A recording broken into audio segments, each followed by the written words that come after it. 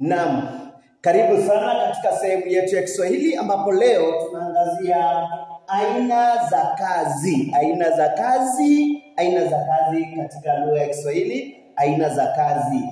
Wacha tuandamane tuenende pamoja. Kazi ya shokoa. Kuna kazi ya shokoa, kuna kazi ya ujima, kuna kazi ya sulubu, kuna kazi ya msarangambo, na kuna kazi ya kijungujiko. Tuanze. Kazi ya shokoa. Kazi ya shokoa. Kazi ya shokoa ni kazi ya kulazimishwa. Shokoa, kazi ya kulazimishwa. Unalazimishwa pale ili uweze kuifanya. Kazi ya lazima. Kazi ya kulazimishwa. Kazi ya lazima. Hii ni kazi ambayo unalazimishwa ili wewe uweze kuifanya. Usipofanya utafanyiwa. Hakuna atakaye kufanyia kazi. Utatendewa wewe mwenyewe ili uweze kuifanya.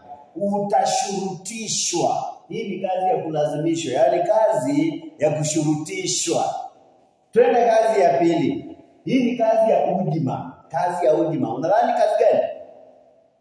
Naam? Kazi ya ujima, ujamaa. Kazi ya ujima ni kazi ya watu wengi, ni communal work kwa lugha ya Kimombo.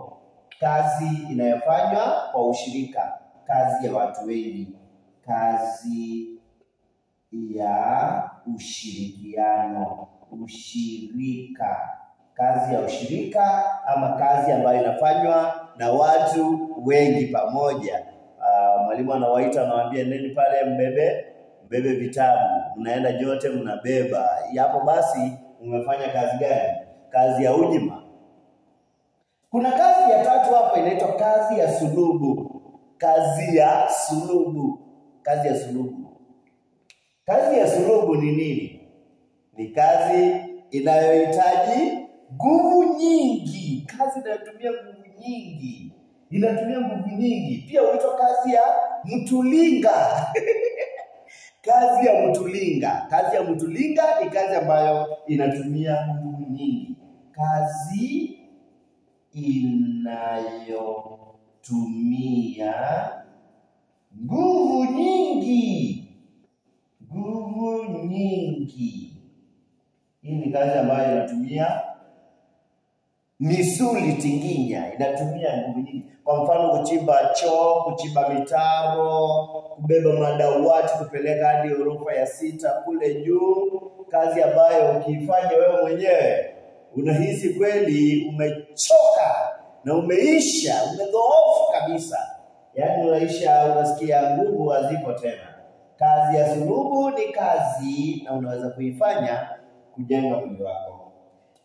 Kazi nyingine ni kazi ya msarangambo. Sema msarangambo. Msarangambo ni kazi ya kujitolea. Tunaita voluntary work kwa lugha ya King'eng'e ama kazi ya kujitolea. Kazi ya kujitolea.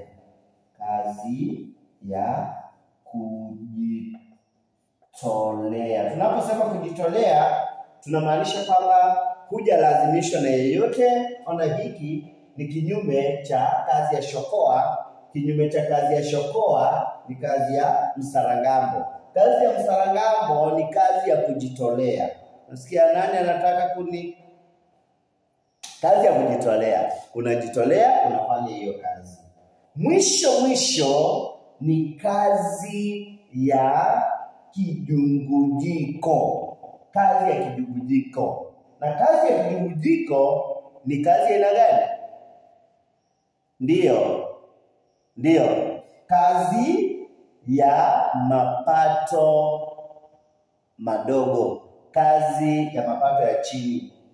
Kazi ni kazi yenye malipo kidogo, yenye mapato kidogo. Umefanya kazi nyingi, unalipa kidogo.